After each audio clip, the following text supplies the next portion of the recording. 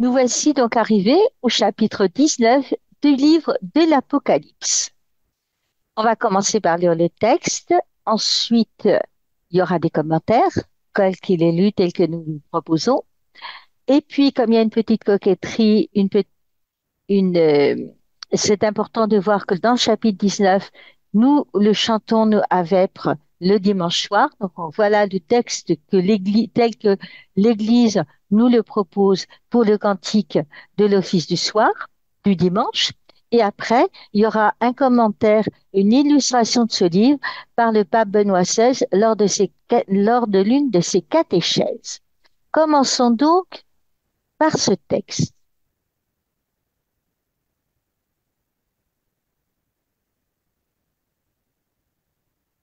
qui s'inscrit, on le voit, dans la fin des séries de visions.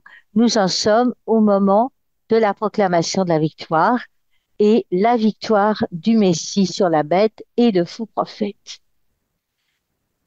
Donc notre chapitre 19.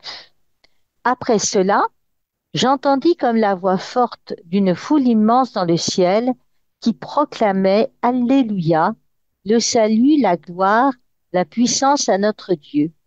Ils sont vrais, ils sont justes ces jugements. Il a jugé la grande prostituée qui corrompait la terre par sa prostitution. Il a réclamé justice du sang de ses serviteurs qu'elle a versé de sa main. Et la foule reprit, Alléluia. La fumée de l'incendie s'élève pour les siècles des siècles. Les 24 anciens et les 4 vivants se prosternèrent et adorèrent Dieu qui siège sur le trône. Ils proclamaient Amen, Alléluia. Et du trône sortit une voix qui disait, Louez notre Dieu, vous tous qui le servez, vous tous qui le craignez, les petits et les grands. Alors j'entendis comme la voix d'une foule immense, comme la voix des grandes eaux, ou celle de violents coups de tonnerre. Elle proclamait, Alléluia, il règne, le Seigneur notre Dieu, le souverain de l'univers. Soyons dans la joie, exultons et rendons gloire à Dieu, car elles sont venues les noces de l'agneau, et pour lui son épouse a revêtu sa parure. Un vêtement de lin fin lui a été donné, splendide et pur, car le lin ce sont les actions justes des saints. Puis l'ange me dit, écris, heureux les invités au repas des noces de l'agneau. Il ajouta, ce sont les paroles véritables de Dieu. Je me jetai à ses pieds pour me prosterner devant lui. Il me dit, non, ne fais pas cela. Je suis un serviteur comme toi, comme tes frères qui portent le témoignage de Jésus. Prosterne-toi devant Dieu, car c'est le témoignage de Jésus qui inspire la prophétie. Puis j'ai vu le ciel ouvert, et voici un cheval blanc. Celui qui le monte s'appelle fidèle et vrai. Il juge et fait la guerre avec justice. Ses yeux sont comme une flamme ardente. Il a sur la tête plusieurs diadèmes. Il porte un nom écrit que nul ne connaît, sauf lui-même. Le vêtement qui l'enveloppe est trempé de sang, et on lui donne ce nom, le Verbe de Dieu. Les armées du ciel le suivaient sur des chevaux blancs. Elles étaient vêtues de lin fin, d'un blanc pur. De sa bouche sort un glaive acéré pour en frapper les nations. Lui-même les conduira avec un sceptre de fer. Lui-même foulera la cuve du vin de la fureur, la colère de Dieu, souverain de l'univers.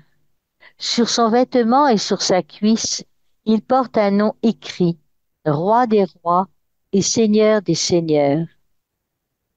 Puis j'ai vu un ange, debout dans le soleil. Il cria d'une voix forte à tous les oiseaux qui volent dans le ciel, Venez, rassemblez-vous pour le grand repas de Dieu, pour manger la chair des rois, celle des chefs d'armée, celle des puissants, celle des chevaux et de ceux qui les montent, celle de tous les hommes libres ou esclaves, des petits et des grands. Et j'ai vu la bête, les rois de la terre et leurs armées rassemblés pour faire la guerre au cavalier et à son armée.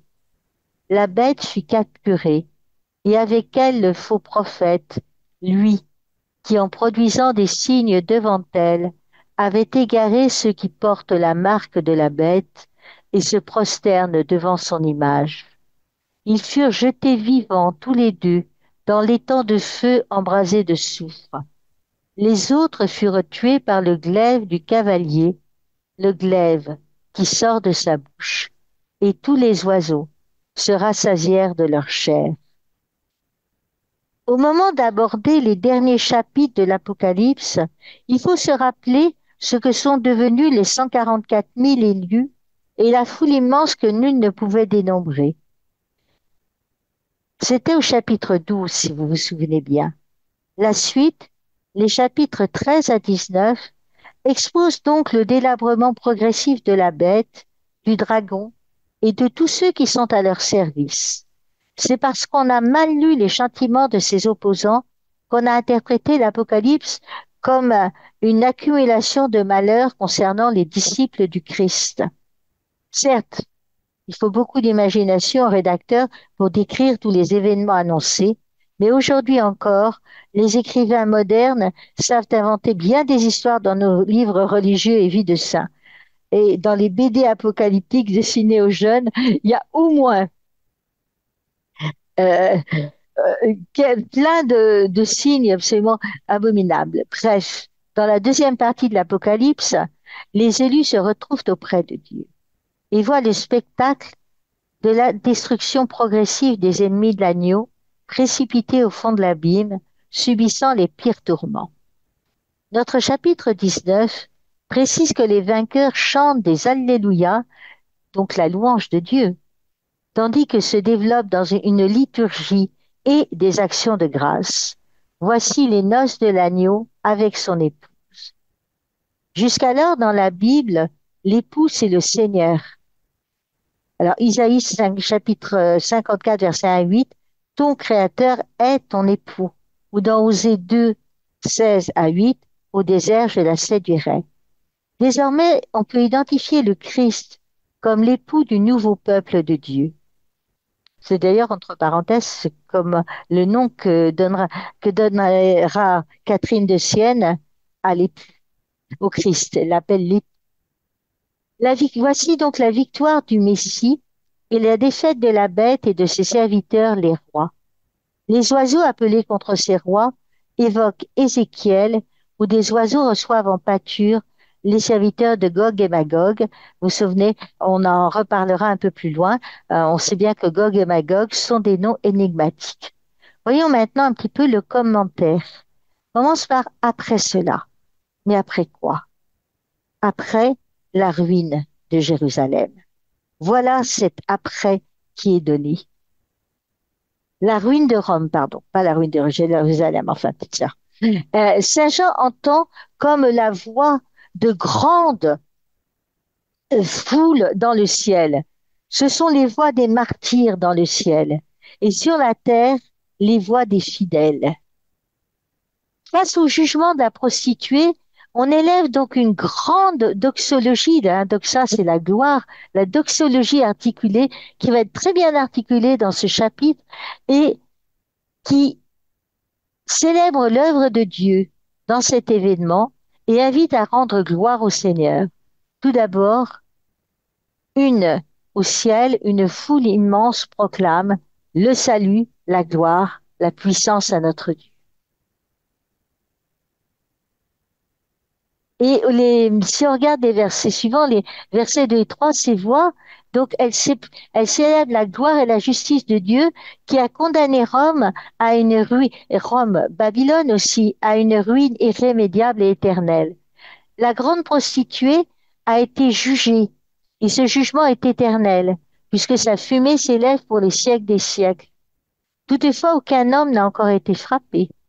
L'esprit mondain, l'esprit du monde, a été condamné, mais les hommes ne meurent pas.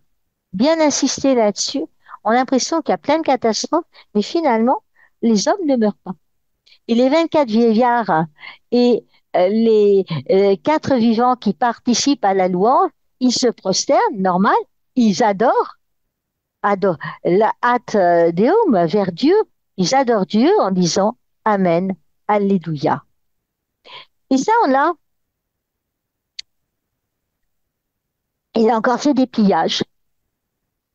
Après quoi, donc, la voix, partie du trône, invite tous les serviteurs de Dieu à le louer. Et ces expressions de louange, on les trouve, je les ai mises sous nos yeux, au psaume 134, versets 1, 19 et 20.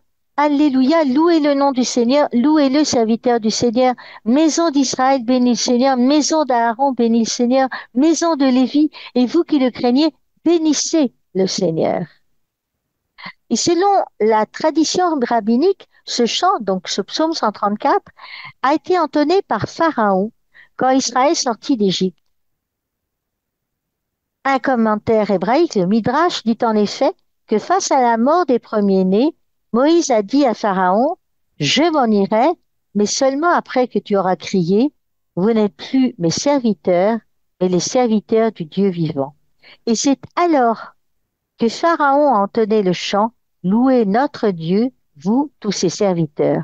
Par conséquent, et ça c'est extraordinaire de voir toujours ce parallèle entre le livre de l'Apocalypse et le livre de l'Exode, puisque c'est toujours un exode d'esclavage qui nous est donné dans l'Apocalypse, comme on a eu le premier témoignage de l'exode du peuple juif de l'asservissement, eh bien Pharaon participe à la rédemption. Pharaon qui avait rendu, et ses prédécesseurs qui avaient rendu le peuple hébreu à l'état d'esclave, eh bien Pharaon lui-même se met à louer Dieu. Même l'humanité païenne qui n'a pas connu Dieu entonne ce chant et cette doxologie. Et ça, c'est vraiment l'une des caractéristiques de Saint Jean. Si vous vous souvenez dans le prologue de son évangile, il est venu chez les siens n'ont pas reconnu, mais tous les autres ont reconnu. Et Saint Jean, dans son texte, dans son apocalypse, il ouvre à tous. Pharaon, donc, donne ses doxologies et Jean entend comme une voix de foule immense, bien plus grande qu'Israël, bien plus grande que l'Église. C'est la voix de toute l'humanité qui a été revêtue de l'habit des œuvres reçues des martyrs et des saints et qui s'unit à la voix même de Dieu, impétueuse comme le grondement des grandes eaux. L'humanité n'avait pas d'œuvre juste. C'est pourquoi les saints, les martyrs, les témoins lui fabriquent un habit.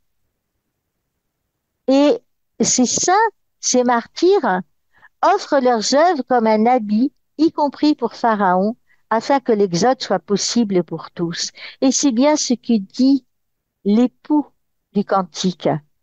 Cavale attelé au char de Pharaon, ainsi tu m'apparais, ô mon ami.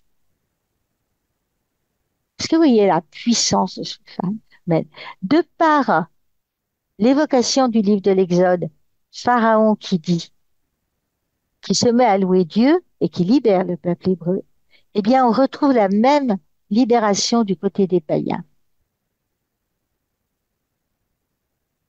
Et continuons, j'ai presque envie de dire hélas, parce qu'on pourrait s'arrêter des heures sur cette image. Continuons sur notre texte. La multitude immense des élus et des fidèles, dont les voix sont comme les bruits des grandes eaux et du tonnerre, chantent cet Alléluia, parce que le Seigneur Tout-Puissant règne. Et elle se réjouit parce que les noces de l'agneau sont arrivées et que son époux s'est préparé. L'Église est triomphante dans le ciel, elle triomphe aussi sur la terre, puisqu'il y a une noce qui arrive, l'époux se prépare, on se prépare pour la noce, surtout quand c'est la sienne. Donc, un souci dans l'inconnu. Et elle est revêtue, alors c'est extraordinaire, j'ai trouvé un truc, je vous promets pas, qu'elle soit magnifique, elle est revêtue d'un byssus, une sorte de lin que les anciens fabriquaient, une très riche étoffe, blanc et resplendissant. Et on dit que, on compare, vous savez que l'hébreu c'est une langue hyper concrète, on compare ça à l'œuvre des saints, des fidèles, grâce auquel elle a triomphé. Et l'épouse qui avait été, après je vais mettre la dit tout c'est joli, c'est tout. L'épouse qui avait été appelée de l'Égypte, en train de Pharaon dans l'Exode, elle devient la jument de son char. Vous voyez, toutes les images sont là. L'épouse Israël n'est pas la seule à accomplir l'exode, puisque les justes, les saints et les martyrs entraînent l'humanité vers le salut. Et c'est l'exode vers notre esclavage, vers le lieu où on est de tous nos esclavages. Et voici le véritable jugement de l'Apocalypse. Les hommes n'auraient été dignes que du feu. En revanche, ce qui est vengé et jeté dans la cuve, ce sont uniquement les péchés. Et on l'a vu déjà précédemment. Le Christ, qui a pris notre chair, qui a pris toute notre humanité, excepté le péché, a foulé le péché en lui. Et d'autres hommes, les saints, les martyrs, ont été foulés comme des agneaux avec le Christ. Les hommes qui ont œuvré dans la sainteté et dans le témoignage ont fait un habit pour l'humanité et le lui ont donné. Les noces sont proches, car l'épouse de l'agneau, l'humanité entière, est désormais prête. Le Seigneur prend possession de son règne. Avec le verset 9, nous arrivons au dernier septénaire qui ne représente pas seulement la conclusion d'Apocalypse, mais de toute la parole de Dieu, de toute la révélation. Le dernier livre de la Bible, de nos Bibles catholiques, de nos Bibles chrétiennes, c'est l'Apocalypse. Et donc, c'est la conclusion de toute cette parole de Dieu, de toute cette révélation, depuis Abraham jusqu'au dernier jour, en passant par l'événement fondamental dans lequel tout a été accompli, l'incarnation, la mort, la résurrection du Seigneur. Ce que nous proclamons, le kérigme. Et donc, c'est un message extrêmement riche, plein d'espérance, qui est une sorte de prophétie de consolation définitive, consolation au sens fort du terme, une œuvre de l'esprit, une confirmation de notre foi, une possibilité aussi de nous comprendre nous-mêmes, l'humanité et l'histoire. Et donc, ce septénaire donc, a été préparé par une sorte de prologue à travers la vision de l'ange que Jean voulait adorer, mais le prévient. Attention, je suis un compagnon de service pour toi et tes frères. C'est Dieu que tu dois adorer. Les anges sont les instruments du jugement de l'histoire du roi et du royaume. Ce sont les créatures de Dieu, mais ils ne sont pas au-dessus des hommes. Ils sont de nature différente. Et quand le Christ a été introduit dans le monde, tous les anges l'ont adoré.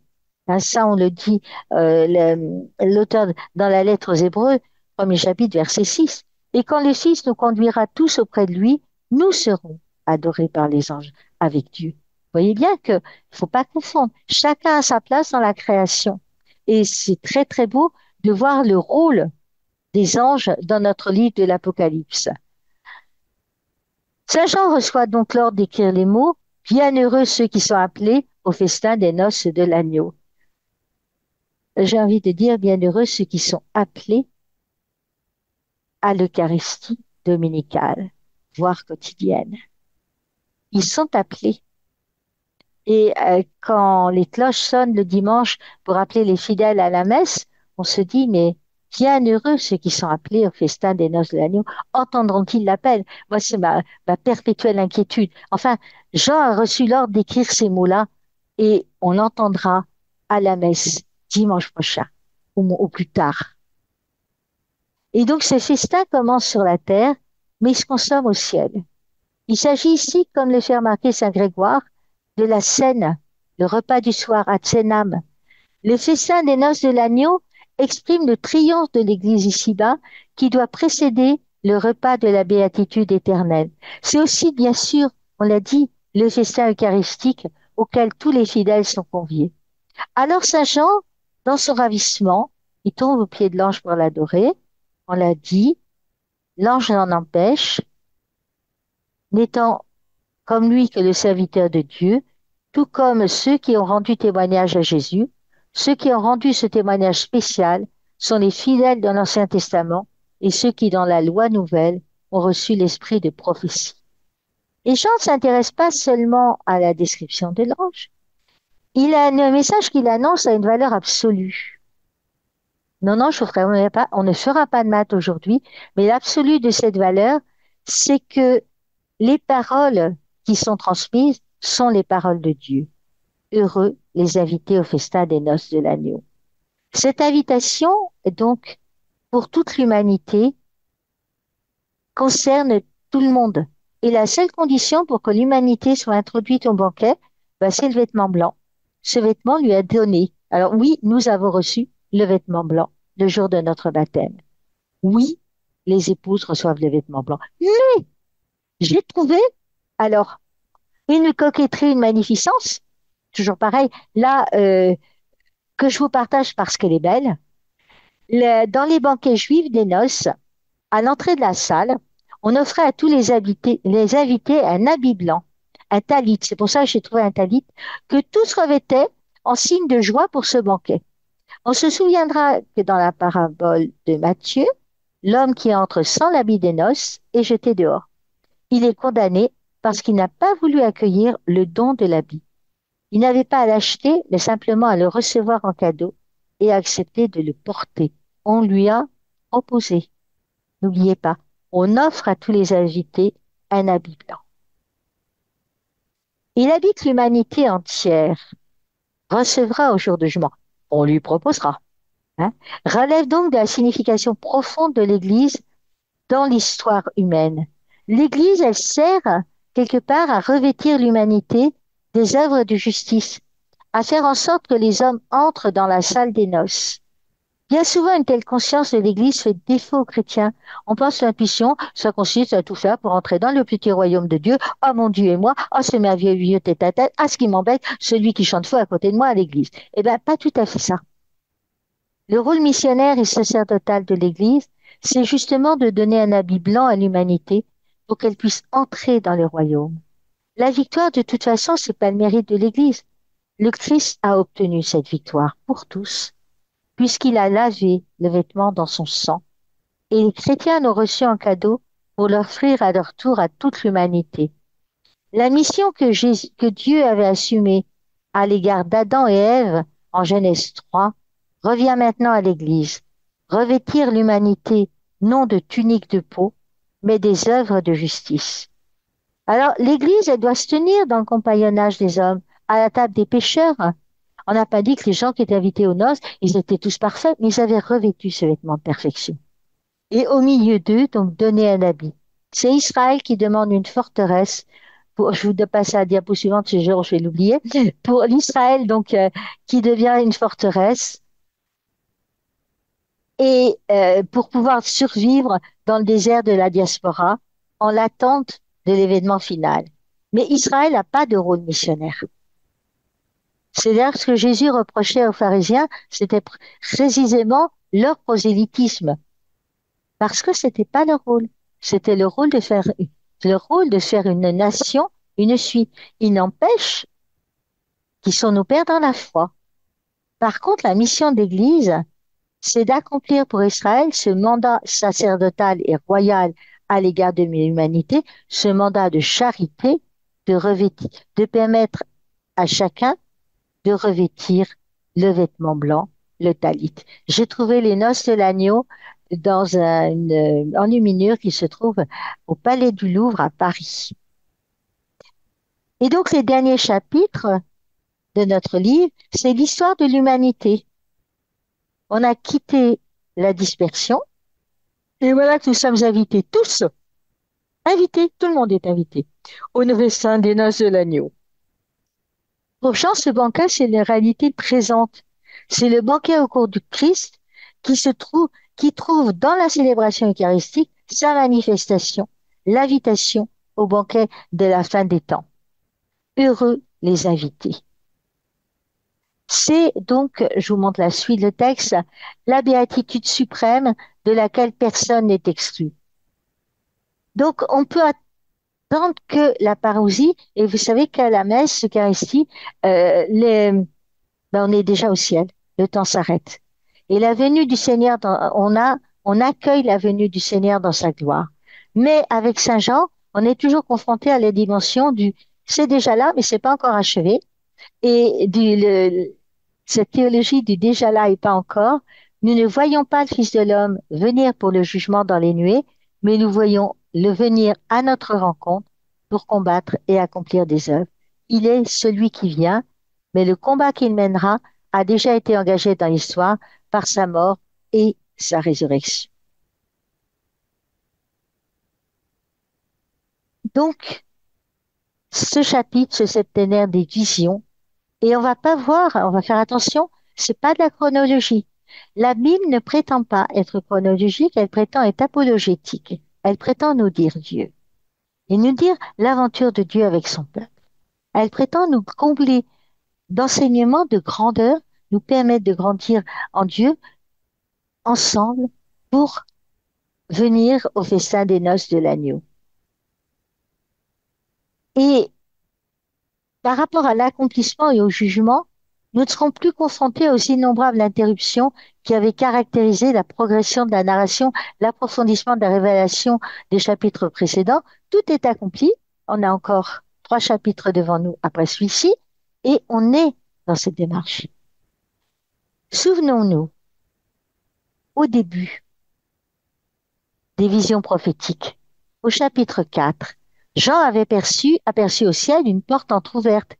Par la suite, il avait vu le sanctuaire grand ouvert et l'arche de l'Alliance, au chapitre 11. Ensuite, il avait observé l'ouverture du temple, contenant la tente du témoignage, au chapitre 15. Et maintenant, il voit le ciel ouvert. Il n'est pas le premier, vous allez me dire, Saint-Étienne l'a aussi vu, on est d'accord. Et c'est narré au livre des Actes des Apôtres. Mais la révélation atteint sa plénitude et ce qui apparaît n'est plus le modèle céleste d'une réalité terrestre, mais la plénitude même du ciel. Vous voyez? Un cheval blanc apparaît. Nous l'avons déjà rencontré en Apocalypse 6:2 et je vais vous montrer un petit cheval blanc tout à l'heure. Il était l'une des composantes de l'histoire. Celui qui le monte s'appelle donc fidèle et vrai. Ça, c'est 2 attributs de Dieu dans l'Ancien Testament. Il juge et il combat avec justice. Cette expression nous renvoie aussi au psaume 44, le psaume des noces du Messie, où le Messie avance vers ses noces, tel un guerrier qui chevauche dans la justice et la vérité. Guerrier valeureux, porte l'épée de noblesse et d'honneur. Ton honneur, c'est de courir au combat pour la justice, la clémence et la vérité. On n'a pas dit de quel matériau était fait l'épée. Je me permets de le rappeler. On a des petites idées. Et donc, je vous avais promis le cheval blanc, le voilà. Ça, c'est piqué. C'est une image qui vient de la cathédrale d'Auxerre. Et donc, une fois les noces de l'agneau proclamées, voici qu'apparaît le Messie, l'époux, celui qui vient, qui porte plusieurs diadèmes sur la tête. Et ce détail n'indique pas seulement la qualité messianique, on l'avait vu précédemment, de celui qui monte le cheval blanc, il révèle que son pouvoir est infiniment supérieur à celui de la bête et qu'il a la plénitude du pouvoir. Un nom est inscrit sur son manteau et sur sa cuisse, roi des rois et seigneur des seigneurs. Son nom est la parole de Dieu. Cependant, il porte un nom que nul ne connaît et j'en sais que Dieu s'était révélé à travers le tétragramme, Yod et Vavé, pour parler un peu hébreu. Et le mot imprononçable, donc que seul le grand prêtre connaissait, et prononçait le jour du Yom Kippour, jour de l'expiation, quand tous les péchés d'Israël étaient pardonnés. Avec la destruction du temple, ce nom, qui est la réalité la plus intime de Dieu, a été perdu et Israël ne l'a plus connu. On va me dire, c'est paradoxal, oui, il écrit le tétragramme. Exactement, je suis celui qui suis. Exode 3:14. Et ce nom, l'Église n'a plus connu, et à l'Église, il a été révélé uniquement comme le Seigneur sauve, Yehoshua, à travers l'histoire de Jésus.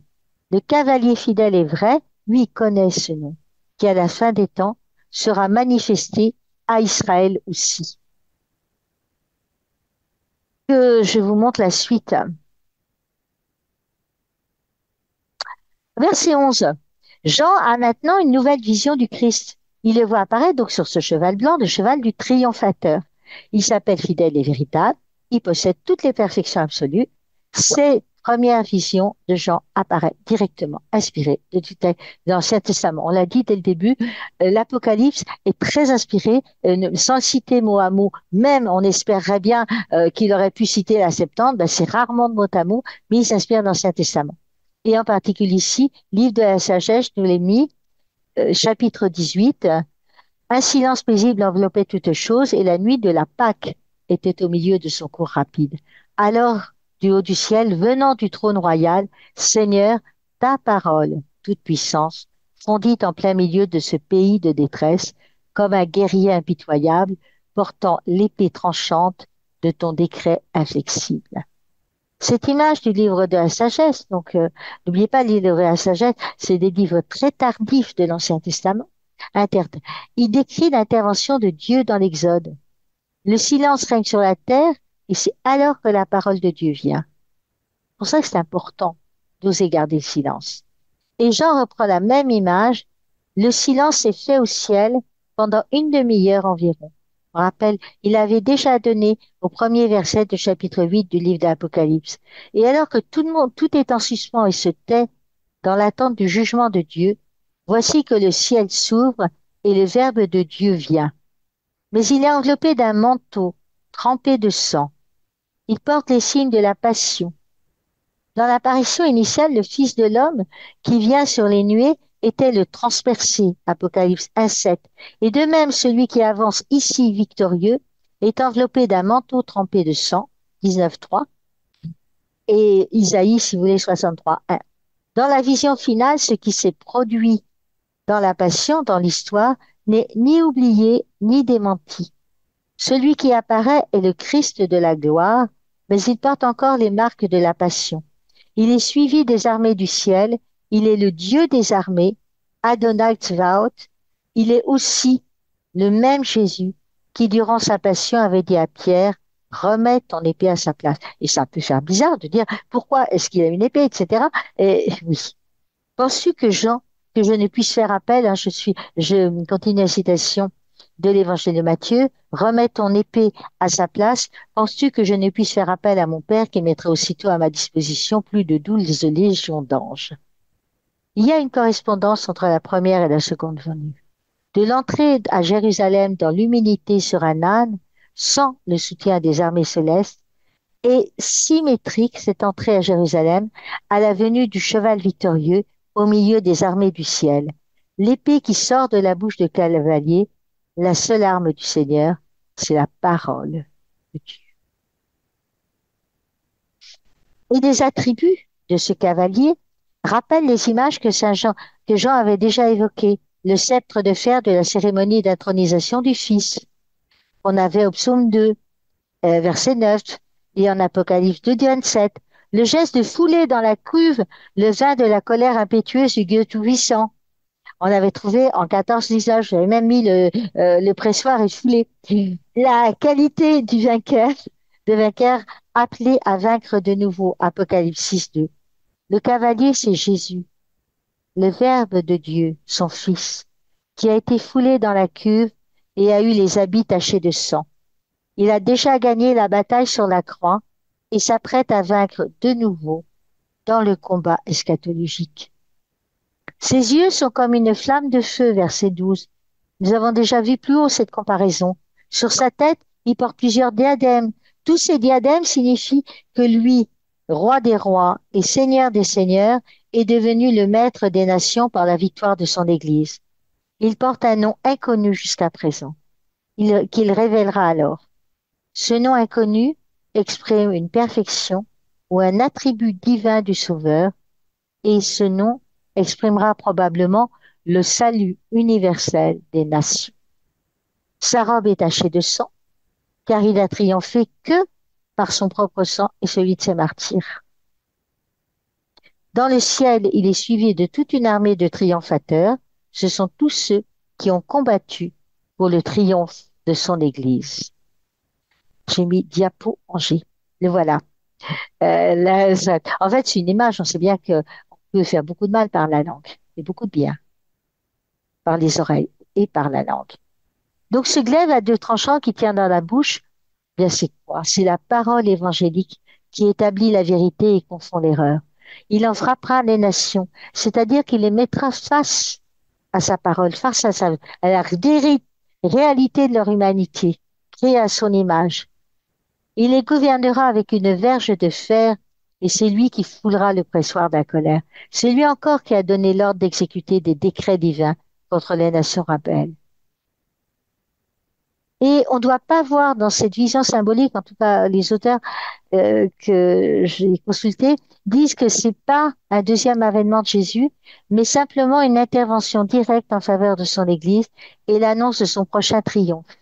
Les circonstances mêmes de cette vision nous invitent à penser ainsi. Et voilà ce qu'il a vu, et il s'est prosterné. Et donc, dans la lettre aux Corinthiens, on a bien ce terme, chapitre 15,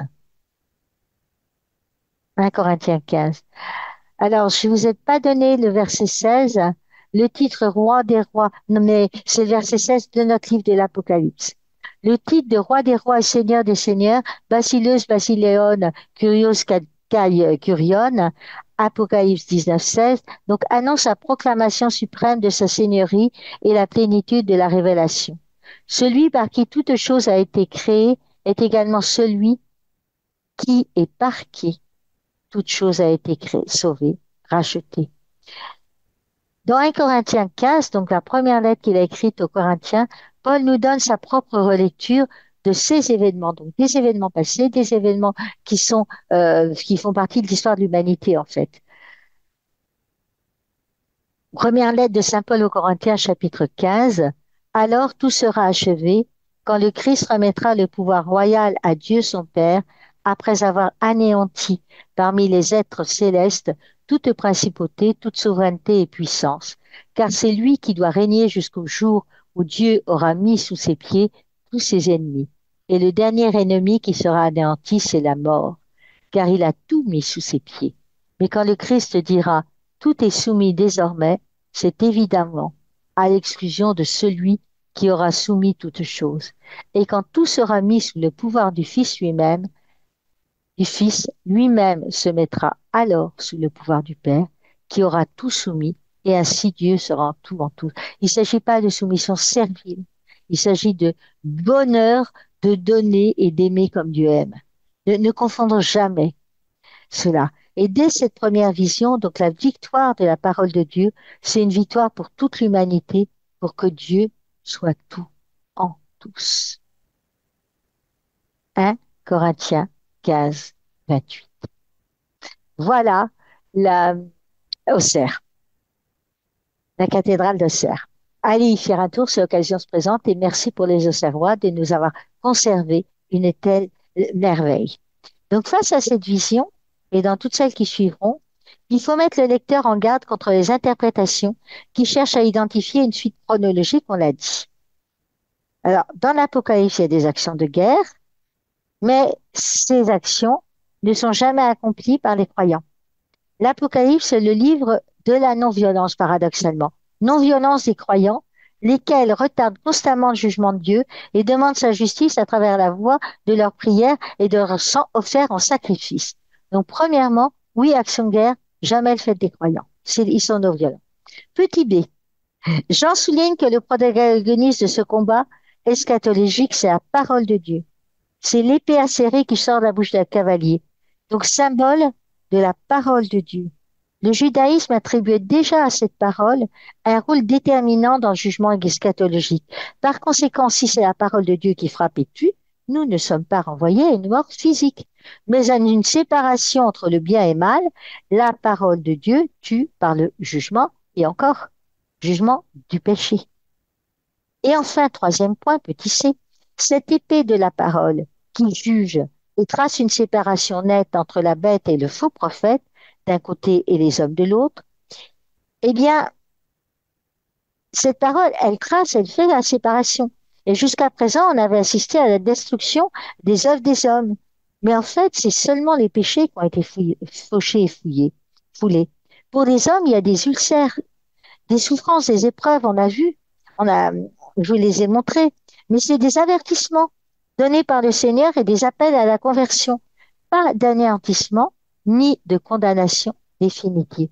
Bien être vigilant là-dessus, bien, bien garder ça en tête. Et donc, cette seconde vision, il y a l'image de l'ange qui se tient debout sous le soleil, dans le soleil, et appelle tous les oiseaux qui volent au milieu du ciel. On ne précise pas s'il s'agit de la nature des oiseaux, des aigles, des vautours, on ne sait pas. mais ils sont caractéristiques de l'imaginaire apocalyptique et ils reçoivent l'ordre de se rassembler pour manger la chair des rois, des capitaines, des héros, des chevaux avec leurs cavaliers et de tous les hommes, libres et esclaves, petits et grands. On pense à l'éclat éblouissant qu'apportera à l'Église la doctrine d'un grand apôtre de ce temps. Oui. Ces images sont directement inspirées d'Ézéchiel qui contient donc ces prophéties. Et voici livre d'Ézéchiel chapitre 39. Moi, me voici contre toi, Gog. Je te donnerai en pâture aux rapaces, aux oiseaux de toute espèce, de toute bête et aux bêtes sauvages. Et toi, fils d'homme, ainsi parle le Seigneur Dieu, dis aux oiseaux et à tous ceux qui volent, à toutes les bêtes sauvages, rassemblez-vous, venez, réunissez-vous de toutes parts en vue du sacrifice que je vais offrir pour vous, un grand sacrifice sur les montagnes d'Israël. Vous pourrez manger de la chair, boire du sang. Manger la chair des héros, boire le sang des princes de la terre. Ils sont comme béliers, agneaux, boucs, taureaux, tous bêtes grasses du Bastan, Bashan. Vous mangerez de la graisse à satiété, vous boirez du sang jusqu'à l'ivresse. Tel est le sacrifice que j'accomplirai pour vous. À ma table, vous vous rassasierez des chevaux et de bêtes de trait, de héros et de guerriers. Oracle du Seigneur Dieu. Jean atteste que désormais la parole de Dieu s'accomplit. Il ne décrit nullement la guerre, mais il annonce son issue, à savoir la destruction de tout esprit mondain. C'est encore un mot du pape François, il aime bien, esprit de paraître et de toute dimension charnelle pour l'humanité entière. Il y a ici un effet d'insistance sur le terme chair, sarx, qui est un terme technique pour désigner le péché et les œuvres du péché. Les oiseaux ne réalisent donc pas une œuvre de damnation, mais de consommation des péchés des hommes et de leurs œuvres malheureuses. Et au verset 18, les saints sont convoqués à manger les chairs des rois, des tribuns, des cavaliers et de tous les hommes. C'est la prophétie de rétablissement de l'Église sur toutes les nations, sans exception. Souvenez-vous, en livre des Actes des Apôtres, chapitre 10, verset 13 et chapitre 11, verset 17, il avait reçu l'ordre Saint-Pierre de manger de la chair de tous les animaux, c'est-à-dire faire entrer toutes les nations dans l'Église. Ici, l'ordre a été exécuté, toutes vont y être amenées.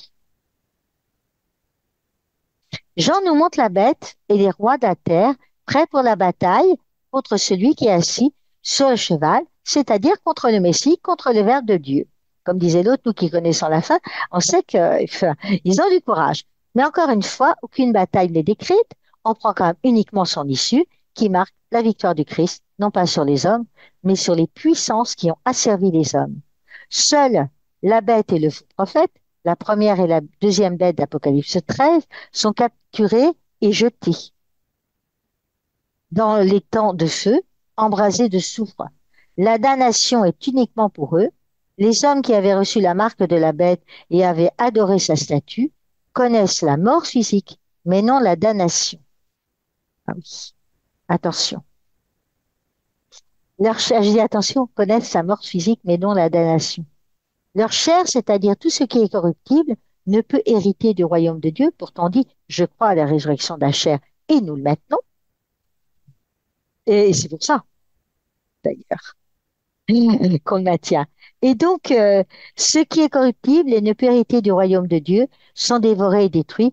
Le jugement entraîne la mort de tous et il est accompli par la parole de Dieu, par l'épée qui sort de la bouche du cavalier qui frappe et détruit les œuvres de chair.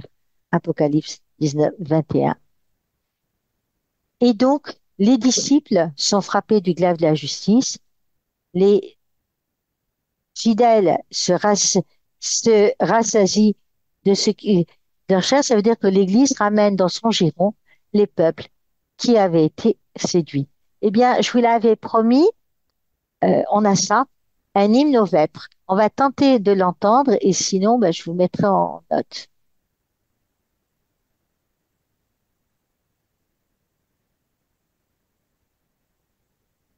Ah, il le montre. petite chance? Pas l'air d'être très d'accord pour nous le montrer. Ils disent Alléluia, Alléluia, le salut, la gloire, l'honneur et la puissance à notre Dieu. Ils sont justes et vrais, ces jugements. Ah, on a une petite chance.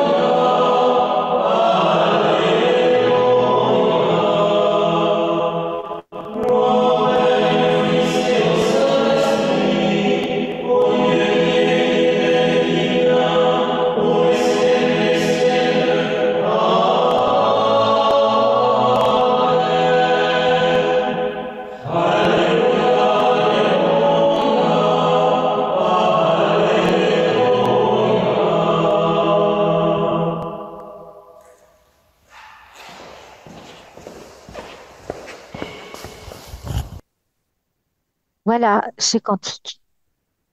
J'espère que vous l'avez goûté. Et voici l'agneau vainqueur, une fois de plus. Et donc, si on va le chanter le dimanche, tous les dimanches soirs avec, sauf pendant carême, parce qu'on n'a pas le droit aux Alléluia, on se réserve pour la bonne bouche pour mieux le redécouvrir. Et donc, c'est très important. La fin de la journée dédiée au Seigneur, c'est ce triomphe. Et ce triomphe, c'est Apocalypse 19. Vous voyez toute la richesse de la symbolique qui nous est offerte par l'Église. Et eh bien, on va terminer sagement notre message par un texte, une catéchèse du pape Benoît XVI, le 23 août 2006. L'Apocalypse 23 août, vous voyez, 2006. L'Apocalypse de Jean, bien qu'imprégné par des références continues aux souffrances, aux tribulations et aux pleurs, la face obscure de l'histoire, est tout autant imprégné par de fréquents chants de louanges qui représentent comme la face lumineuse de l'histoire. C'est ainsi, par exemple, qu'on lit la description d'une foule immense qui chante presque en criant Alléluia, le Seigneur notre Dieu a pris possession de sa royauté, lui le Tout-Puissant. Soyons dans la joie, exultons, rendons-lui gloire, car voici les noces de l'agneau, son épouse a revêtu ses parures. Nous nous retrouvons ici face au paradoxe chrétien typique selon lequel la souffrance n'est jamais perçue comme le dernier mot, mais considérée comme un point de passage vers le bonheur, étant déjà, même mystérieusement, imprégnée par la joie qui naît de l'espérance. C'est précisément pour cela que Jean, le voyant de Patmos, peut terminer son livre par une ultime aspiration, vibrant d'une attente fervente. Il invoque la venue définitive du Seigneur. Viens, Seigneur Jésus. C'est l'une des prières centrales de la chrétienté, naissante, également traduite par saint Paul dans la langue araméenne Maranatha. Et cette prière, Notre Seigneur vient, possède plusieurs dimensions. Naturellement, elle est tout d'abord l'attente de la victoire définitive du Seigneur, de la Nouvelle Jérusalem, du Seigneur qui vient et qui transforme le monde, mais dans le même temps, elle est également une prière eucharistique. Viens, Jésus, maintenant. Et Jésus vient. Il anticipe son arrivée définitive. Ainsi, nous disons avec joie, au même moment, viens maintenant et viens de manière définitive. Cette prière possède également une troisième signification. Tu es déjà venu, Seigneur, nous sommes certains de ta présence parmi nous. C'est pour nous une expérience joyeuse, mais viens de manière définitive. Ainsi, avec saint Paul, avec le voyant de Patmos, avec la chrétienté naissante, nous prions nous aussi, viens, Jésus, viens et transforme le monde. Viens dès aujourd'hui et que la paix l'emporte. Amen. Alors un grand merci pour votre attention, un grand merci pour votre d'avoir écouté et d'avoir participé.